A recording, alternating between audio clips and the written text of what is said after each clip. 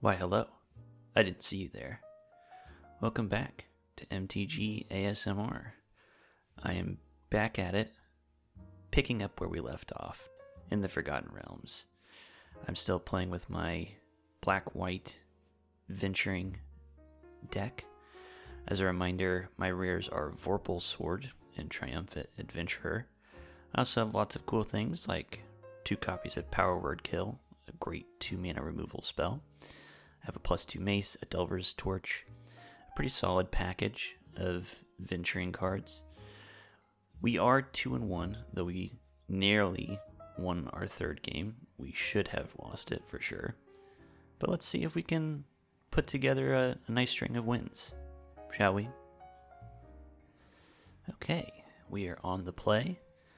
We have 3 lands, a Power Word Kill, an Arborea Pegasus, Zombie Ogre, and Eyes of the Beholder at the top. This looks perfectly good.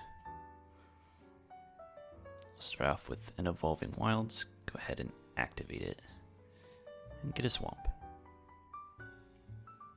Opponent goes Plains. We'll follow with a Plains of our own. Opponent goes Mountain Potion of Healing. Which is interesting. So green-white is the life gain deck.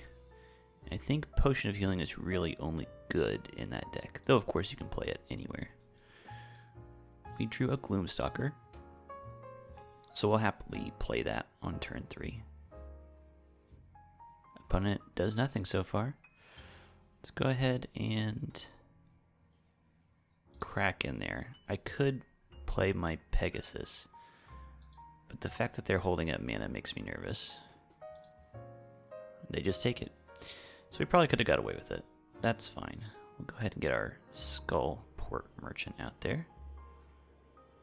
Okay, so the opponent's just sacrificing their potion. Gaining some life. Okay. So right now it's 20-21. We have a Gloomstalker, a 2/3 creature, and a Skullport Merchant, a 1/4. And their board is empty. And they play a land and pass. This is getting quite suspicious, I would say. We'll play our Pegasus. Give our Gloomstalker a +1 in flying. And hit them for 4. They're at 17. Opponent did nothing that turn. They have a full grip of cards. Okay, now they cast Swarming Goblins and get 2 extra goblins with their roll. That's pretty good. So we're just going to hit with the Pegasus and then play our Zombie Ogre. A 3/5 will hold down the fort quite nicely. Yeah, at this point, opponent has lots of mana. They play a rare Zalto Fire Giant Duke. It is a 7/3 Trampler, and when it is dealt damage, they get to venture into the dungeon. A 7/3, you say? I'll be honest, I'm not that impressed by that card. We hit them for 2 with the Pegasus. It's now 20-13. Now what do we do here? That 7/3 is almost certainly going to be swinging at us. How much do we care about that, though? Not that much. So we play Veteran Dungeoneer, just more board presence. Lets us start getting into the dungeon. We're 1 mana away from casting a Black Dragon. The opponent's hitting us with Zalto and with Swarming Goblin. We block both of them. They played Dueling Rapier, presumably, I see, to save their Zalto. Well, we can definitely get them good here with a Power Word Kill. Is that good, though? The problem is if I do that, I use my treasure. I think what we're going to go for here, I think we are going to Power Word Kill it. Saves my 3/4. And now their Swarming Goblins of 4/3 should die to our Zombie Ogre 3/5, presuming they don't have anything else. They do have something else. They use Rally Maneuver to give +2/+0 and First Strike. So this is why our opponent was doing nothing for a long time, because they had very little to do. They have all combat tricks. We drew Vorpal Sword, which we're going to put on our Pegasus and attack with it. Opponent is now at 9. We're down to 5 mana, however, because we had to use our treasure. Ooh. Opponent plays Bruno Battlehammer, a 5/3. Creatures they control get +2/+0 for each equipment attached, and they can pay 0 the first time they equip something. So now they're swinging at us with a 10/5 Swarming Goblins. That is quite intimidating. That's fine. We're going to go ahead and block it. We drew a land, which is very good, because now we can cast Eyes of the Beholder. We hit them for 4, they go down to 5. I think it's a bit unfortunate because the game will almost certainly end before I can activate my Vorpal Sword. Oh, perhaps not though. Opponent plays White Dragon, a 4/4 flyer that is going to keep my Pegasus tapped down. Unfortunate. They attack with their giant Swarming Goblin, and we destroy with our Eyes of the Beholder. Well, this is certainly getting dicier by the second.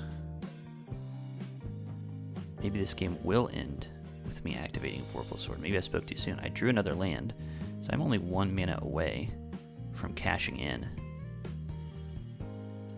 and activating the big Vorpal Sword ability, which as a reminder is 8 mana and makes it so it has player death touch, effectively. Alright, we're just hanging back.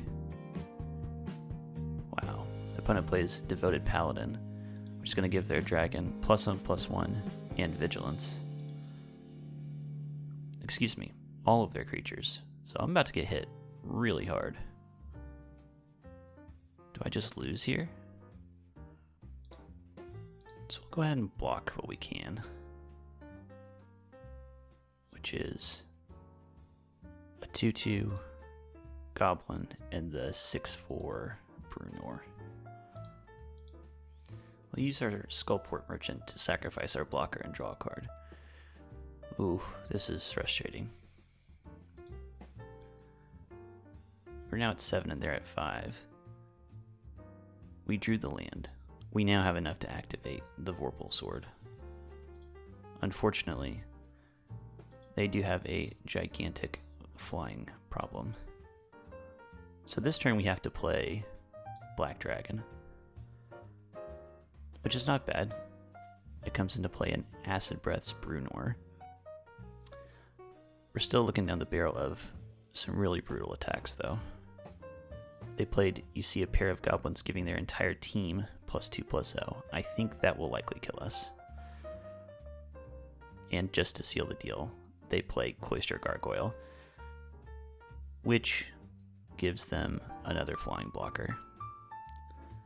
If the game wasn't already won by the +2/+0, they have certainly done it now.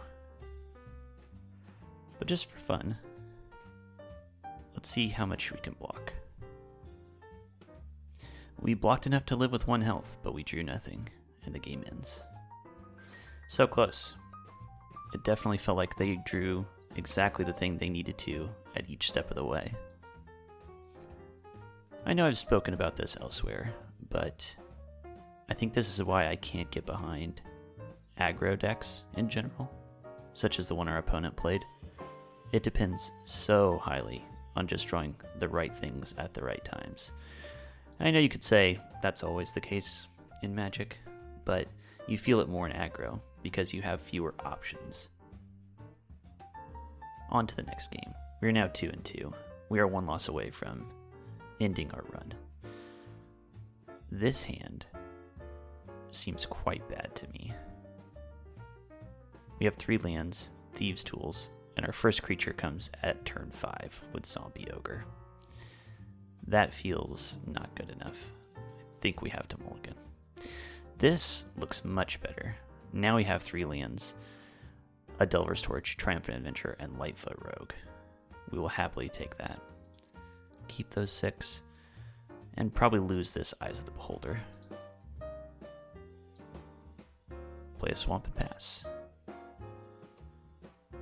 Opponent's on Plains Ranger's Hawk, a 1/1 flyer that can, for a bunch of mana and a bunch of tapping, lets you venture, but I don't see that happening really. We'll go ahead and play our Triumphant Adventurer. Let's see what our opponent does. Can you stop him? Or will he be as triumphant as advertised? Opponent goes Island, so they're on the full-on venturing plan. They pass it back to us. Let's attack and see what happens. We have a pretty heavy venturing turn here. So we're going to go into the Dungeon of the Mad Mage, the big one. Our opponent blocked. They gave up their 1/1 flyer for nothing. I think they didn't realize my adventurer has first strike on my turn. Unfortunate for them. Well, we're going to play a Gloomstalker. And next turn, depending what happens, we'll probably just play out our hand. Okay, so our opponent played Hamapashar Ruinseeker, a 2/3 that makes their dungeons trigger twice, their dungeon rooms. We drew +2 mace, which is a very good draw. We're just going to go ahead and attack with both and dare them to block with their uncommon creature. Alright, we're in level 2 of the Dungeon of the Mad Mage. Opponent wisely decides not to block. They don't know that we have nothing, but that's okay. So we're going to play out a Lightfoot Rogue, which is a 2/1 Death Touch, basically, and a Delver's Torch. Next turn, we are fixing to do a lot of venturing.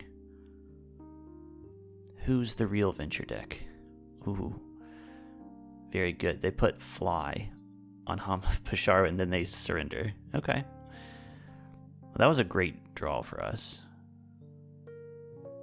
I think that's about as turbo adventuring as we can get. Now we're 2 losses and 3 wins. So we need to win 2 more times to come out ahead in terms of gems. Yikes. I'll be honest, I don't know if this deck has it in the tank. This is definitely one of the best performing decks I've made so far, which is not saying too terribly much. Here's a weird hand. 3 lands, 2 power word kills, a Thieves' Tools, and a Skullport Merchant. Hard to say no to that raw removal efficiency.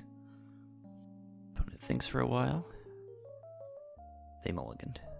Let's go ahead and play our Evolving Wilds, and I suppose we should just crack it now. Get ourselves a swamp.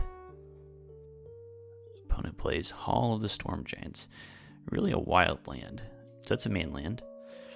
For 6 mana, it turns into a 7/7 blue giant with Ward 3. That is large indeed. Since we don't have anything else to do, and there's no creatures, we'll put our Thieves' Tools into play. It gives us a treasure, which is great. And eventually, we can use it to make a little creature unblockable. Wow. Opponent has played 2 rares already. They played Yuan Ti Malison. Can't be blocked as long as it's attacking alone, and when it deals combat damage to a player, they venture into the dungeon. Quite a good card. But that's fine, because we have Power Word Kill. Opponent's on mono blue so far. That would be impressive. I kind of have a bad feeling about this. They have 3 blue mana untapped. They could easily just counter my Power Word Kill. They don't. It worked. Whew. They follow it with Soul Knife Spy. Basically the exact same card. A 3/2, when it deals damage, they draw a card. This time, however, we can afford to play the Skullport Merchant to block it. Worst case scenario, we can sacrifice a treasure to Power Word Kill it if they use Fly on it or something. They play Scion of Stygia. So they're going to roll a d20, excuse me. They tap my Skullport Merchant. I think going to have to power word kill their Soul Knife Spy. We'll see. We'll see. Yeah, I think we're going to do it. I really don't want them drawing a card. Opponents drawing cards is kind of the opposite of my kink. We'll hit them with our Merchant for a whopping 1 point of damage. I love the little tink sound it makes when a 1-power creature connects. And then we'll play our Planar Ally, which we drew. A 3/3 flyer. When it attacks, we get to venture. Really pretty art on that card. I have to say, this set is fun to play. Despite my admittedly poor run of it so far. They played an Arcane Investigator. In my experience, not a good card at all. This is a 2-mana 2/1 that you can pay 6 to draw a card effectively. Half the time it's better than drawing a card. You look at the top 3 and get one of them. But 6 mana to activate. You're spending a whole turn basically to draw a card. That is rough stuff. Well, we're going to attack with our Planar Ally. And we haven't got the turbo venture this time, so we're going back to the good old-fashioned Lost Mine of Phandelver. We scry 1 in the cave entrance. And we see a land on top. We're going to ship that. We basically have all the mana we need. We'll play a Vampire Spawn. 2/3, going to drain them for 2. So we're at 22, they're at 14. And this 2/3 is going to hold back their 2/1s very easily. I also have the 1/4. I remember a previous game just being completely stuffed by a 2/3 creature. It feels so sad. It feels so sad to be bested in combat by a 3-mana 2/3. Our opponent is leveling up a wizard class, so they're drawing some cards, which is good. They need to refuel. I would like to refuel. I'm currently looking at 1 card in hand, Baleful Beholder. A fine card, to be sure. Okay. We're just going to go to attack with our Planar Ally until they can do something about it. Do we want a 1/1 Goblin or a Treasure Token? I think we'll go for the Treasure Token. You never know when we are going to draw a dragon that we need to play. They took another 3, so they're at 11. We're going to play a Zombie Ogre. I should have attacked with more stuff. Now that I have this beautiful 3/5. That's fine. At some point we can also start getting in there with these Thieves' Tools. We just haven't really had a turn with the available mana. Opponent casts Split the Party. So now we actually get to see what happens when you split the party. Half my creatures are coming back to my hand, and they do indeed get to choose which ones. Alright, so that's settled. And then they Ray of Frost our Planar Ally.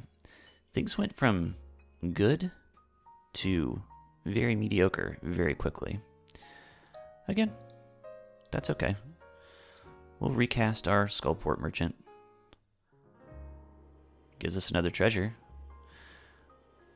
And we're going to go ahead and equip our Vampire Spawn and attack with it. We've got a good play coming up where we can play Baleful Beholder and use its anti-magic cone to destroy that Ray of Frost. It's certainly odd that Ray of Frost is an enchantment. That's not how it works in D&D. They play Fate's Reversal, getting back their Yuan-Ti. And they get to venture into the dungeon for their troubles. Very ambitious. They're going for the Dungeon of the Mad Mage. They presume that their Yuan-Ti is going to live a long time. We'll see. The trouble here is they have leveled up their wizard class to maximum. So every time they draw a card, they're going to get a +1/+1 counter. I think we have to kill that, and that's much more important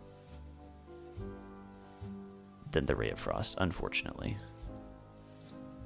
Let's go and attack with our Vampire Spawn first. They're at 8. Ah, I forgot. The anti-magic cone, they sacrifice an enchantment. So they get to choose. So they chose to unleash my planar ally. That's fair. That's fair. Hopefully we have a threatening enough board state that they just won't have time to get the full use of this wizard class. Because right now they have a 3/2 creature and a 2/1. They do get to draw with Arcane Investigator, which means they're going to get another +1/+1 counter. Oh no, they won't, because they hit 10 to 20, which actually isn't drawing a card. It's looking at the top 3 and putting one in your hand. Okay, they play 1T Fangblade, 2/2 Death Toucher. Presumably they're not going to attack. Indeed. Well, we can hit them for 5 for free with the Vampire Spawn and the Planar Ally. Now, if I were better at this and had read the Lost Mine of Phandelver, I would know that I could have given the 1T Death Toucher -4/-0 with the Fungi Cavern, which is the next room. We're still going to do that, just to make it so they can't attack. Now we have lots and lots of mana available. 9 if we want to sacrifice our treasures. I think though we're just going to play Veteran Dungeoneer, which immediately lets us venture, and we've completed the dungeon. We draw a card. Incredible. And a great draw. We drew, to pay us off for completing it, a Gloomstalker. A 2/3, but it has double strike if we've completed the dungeon, which we have. The situation looks incredibly dire for our opponent. They're at 3 health. We have quite the board. 6 creatures to their 3, 2 of which they have no ability to block at the moment. Opponent spent 6 mana to draw a card with Arcane Investigator. They are desperately searching for an answer. They did find a Genie Windseer, so they have a 3/3 flyer. That helps them, certainly. I believe they are still dead. We can move the Thieves' Tools to a 3 power creature. Or our Double Striker. We win. Victory. And we rank up even. Glorious. We've mostly done it. We have 1,400 gems right now, which almost completely pays for the draft. We need one more win. Again, don't want to be overly ambitious. I don't think this deck is anything incredible. But it is the best deck we've made so far. Okay. We go first. Always a great start. This hand looks great. 3 lands, a Power Word Kill, a Cloister Gargoyle, a Skullport Merchant, and an Arborea Pegasus. Snapkeep. We play a Swamp and go. Opponent plays an Island. Go. Wonderful. This is all going swimmingly. Opponent goes Forest and plays Druid class. A very strong card. A very strong card. We'll play the Skullport Merchant. We're not under any pressure, so having the Gargoyle isn't necessary right now. And this sets up our +1/+1 flying. So opponent is leveling up their Druid class. No, excuse me. They're just using the passive. They just gained some life. And they play Displacer Beast, which seems like a very good card. 3/2, ventures when it comes into play. And you can pay 4 to bounce it back to its hand, so it is difficult to kill. And later you can just get as many venture triggers as you want, provided you can pay for it. Opponent goes for Dungeon of the Mad Mage, which tends to be the one that you go for if you have lots of venturing. At any rate, we're going to play our Pegasus, give our Merchant flying, and attack with it. The Druid class is going to be quite annoying, because I hit them, and they're back to 20. And they played another land, they're back at 21. It represents quite a lot of life. Enemy plays Bulette, a 3/3 beast, which grows if a creature died. So they're attacking with their 3/2. We could block with our Pegasus. I'm not really interested in that. Or am I? I block with the Pegasus and power word kill next turn. Sounds good. We'll play our Gargoyle. It lets us venture. Again, we don't have a wild venturing hand this time, so we're going for Fandelver, which gives us a Scry. A Vampire Spawn? I don't think we want that. That's just not enough action. We should just power word kill right now. For 1 point of damage. No, there's an off chance they show us something better that we want to kill. Unlikely, but I don't think it's worth it for the 1 point of damage. There is a way we get punished here, which is if they have a counter spell or a hexproof or some kind of trick. They do? They do. Wow. I feel insulted by that play. They played Mordenkainen's Polymorph, which turns a creature into a 4/4 dragon until the end of turn. And Power Word Kill destroys any non-angel, non-demon, non-devil, non-dragon creature. Mordenkainen's Polymorph is a very poor card, which is why I say I'm a little insulted. I'm a little upset. They played Eye of Vecna, which lets them draw cards and lose life, which of course they are happy to do. It's a little sad, but we're just going to play Triumphant Adventurer this turn, 1/1 Death Touch. I'll be honest with you, I don't love our current situation. They have a 4/4 creature that threatens to get larger. We have a bunch of dorks. All the while, Druid class continuing to tick upwards. I still can't get over that Mordenkainen's Polymorph. I mean, clever to see that play, but bad to have that card. Well, opponent passed and did nothing else. We're just going to get in there with the Adventurer. Because if they want to block with Bulette... Oh, they can't block with Bulette. What am I talking about? Not unless they want to lose their creature for no benefit. And then we play Zombie Ogre, holding down the house. Now, this 4/4 of theirs can't get any bigger, or we won't be able to block it profitably. But that's okay. All is good for now. It's troubling, though. Their Eye of Vecna is continuing to gain them cards. They have a good synergy, the Eye of Vecna with their Druid class. The Eye drains you of life for cards. The Druid class gives you life back. The more cards you draw, obviously, the more lands you have. And that's what triggers the life gain. So they've leveled up Druid class, which lets them play extra lands. They are really turboing things out right now. This might be the end. Not this moment, but this might be the end of our run. We're just going to keep merrily going along with our Triumphant Adventurer.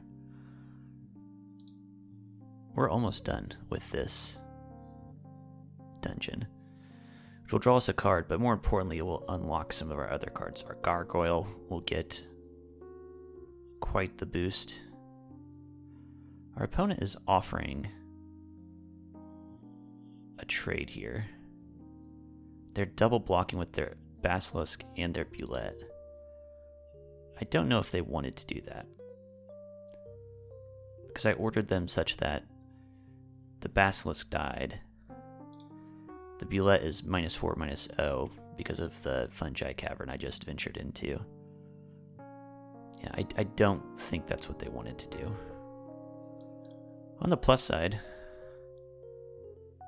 they will put a counter, I believe. Oh, it's the beginning of their instep, so that was really silly of them. Very silly of them. Our Zombie Ogre just ensured us that we completed our dungeon. So now our Gloomstalker is a 2/3 double strike, and our Cloister Gargoyle is a 3/4 flyer. That's good for us, but our opponent has 6 cards. They just have so many cards. And they keep gaining life. They play Blue Dragon, which is going to give a bunch of my creatures minus power. More annoyingly, it's going to put a 5/5 flyer into play. That helps. We drew Black Dragon. Does it help, though? We can shrink an opponent's creature. I've been very unimpressed with Black Dragon. Because right now, they have a 4/4 and a 5/5. This is a 4/4 dragon that gives -3/-3. So I want to cast it. I want to get this 4/4 flyer into play. But its ability will do nothing. Which feels kind of sad. So I think we just end the turn. Our opponent has more mana than God. They've played so many additional lands. Now our opponent's just going for it. Attacking with a 5/5 flyer and their Bulette. Interesting. Well, we can block the Bulette, I suppose. We will lose a creature for it. I think we just take it. We're at 6. I mean, we're not in a good place. I'm not sure how much of this will make it into the final edit. But my stomach has been rumbling like cray. Our opponent has activated the last level of Druid class, turning one of their lands into a 12/12 creature. And they play a genuine Windseer, a 3/3 flyer. This game is all but over. The combination of Eye of Vecna plus Druid class was completely insurmountable. Worse, they scryed 2 and kept both on top. That's code word for we're screwed. You know, I think I'm just going to call it good there. Their board state is impossible for us to come back from. We don't have anything in our deck that's going to get us out of this. GG. Well, that was certainly interesting. The deck overperformed, in my mind. I still do not think we've made a good deck in this format yet. We did get 4 wins, though, which mostly paid for our troubles. Yeah, having fun, learning, getting better every time, hopefully. Thanks for joining me. Good day. Hello, it's me, Corbin. Why should you listen to Dames and Dragons D&D Actual Play podcast found on iTunes, Google Play, and more, you ask? Because, my friend, if you're a crow living in a giant featherless body, and who isn't, you will adore this show! It's relatable, it's funny, it's full of crows, mainly one, who is me. It's original, it's fast-paced, it's worms, it's corn chips. I'm hungry. Be sure to listen to Dames and Dragons while I get a snack.